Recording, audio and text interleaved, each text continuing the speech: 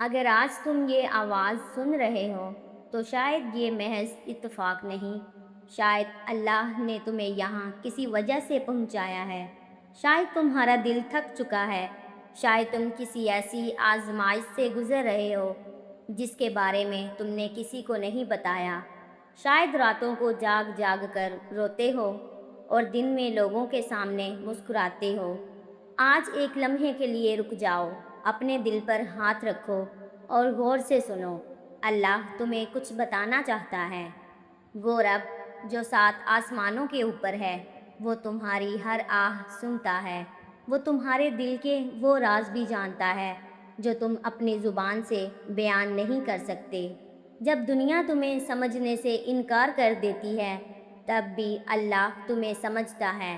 شاید تم سوچ رہے ہو کہ میری دعا قبول نہیں ہو رہی، میری زندگی میں اتنی مشکلات کیوں ہیں، میں اتنی تنہا کیوں ہوں؟ تو سنو، اللہ فرماتا ہے وہ اپنے بندوں پر ان کی طاقت سے زیادہ بوجھ نہیں ڈالتا۔ جو آزمائشیں آج تم پر ہیں، وہ اس بات کی دلیل ہے کہ اللہ تمہیں کمزور نہیں سمجھتا۔ وہ جانتا ہے کہ تم اس سے گزر سکتے ہو۔ یاد رکھو، ہر آنسو جو تم نے اللہ کے خوف یا امید میں بہایا، وہ اس کے پاس محفوظ ہے۔ ہر سجدہ جو تم نے تنہائی میں کیا، وہ اس کے علم میں ہے۔ ہر دعا جو تم نے ٹوٹے ہوئے دل کے ساتھ مانگی، وہ اس کے دربار میں پہنچی ہے۔ تمہارے رب نے تمہیں بھلایا نہیں ہے، نہیں، ایک لمحے کے لیے بھی نہیں۔ شیطان تمہیں بار بار یہ احساس دلانے کی کوشش کرتا ہے کہ تم اکیلے ہو، تمہارا کوئی نہیں، تمہاری دعائیں بے اثر ہیں، لیکن یہ جھوٹ ہے۔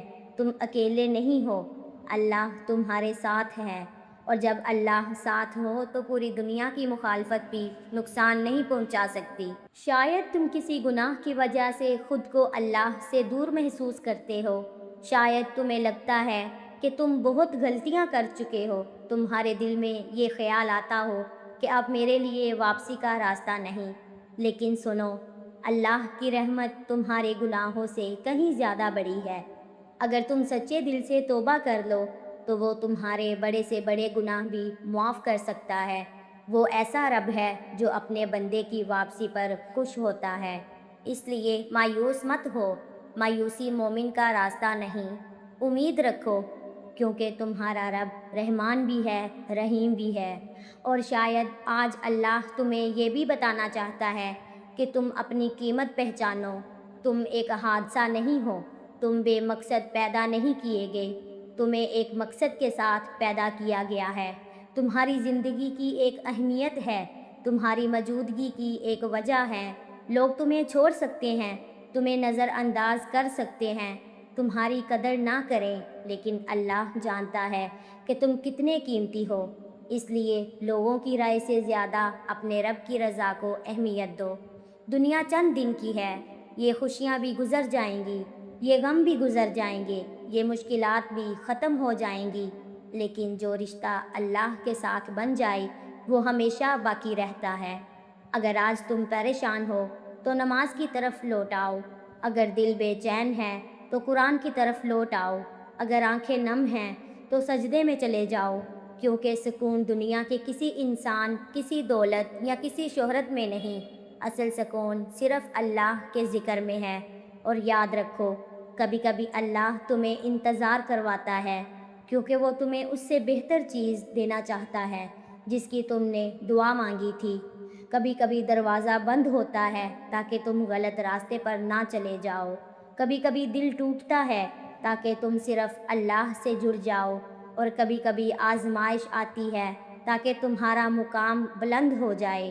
اس لیے اپنے رب پر بھروسہ رکھو، وہ تمہارے مستقبل کو تم سے بہتر جانتا ہے۔ وہ جانتا ہے کہ کون سی چیز تمہارے لیے اچھی ہے اور کون سی نہیں۔ آج اگر تمہارا دل ٹوٹا ہوا ہے تو اسے اللہ کے حوالے کر دو۔ اگر تم تھک چکے ہو تو اپنی پریشانیاں اللہ کے سپرد کر دو۔ اگر تم رو رہے ہو تو جان لو کہ تمہارا رب تمہارے آنسو دیکھ رہا ہے، اور شاید تمہاری زندگی کا سب سے خوبصورت موڑ بہت قریب ہو۔ شاید جس دعا کو تم ناممکن سمجھ رہے ہو، اس کی قبولیت کا وقت آ چکا ہو۔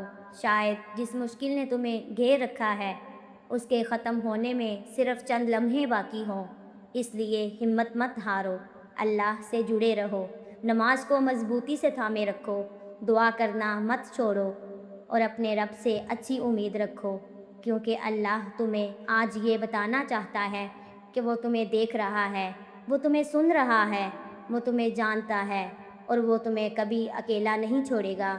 اللہ تمہاری ہر جائز دعا قبول فرمائے، تمہارے دل کو سکون عطا فرمائے، تمہاری پریشانیوں کو آسانی میں بدل دے اور تمہیں دنیا و آخرت کی کامیابیاں نصیب فرمائے، آمین یا رب العالمین۔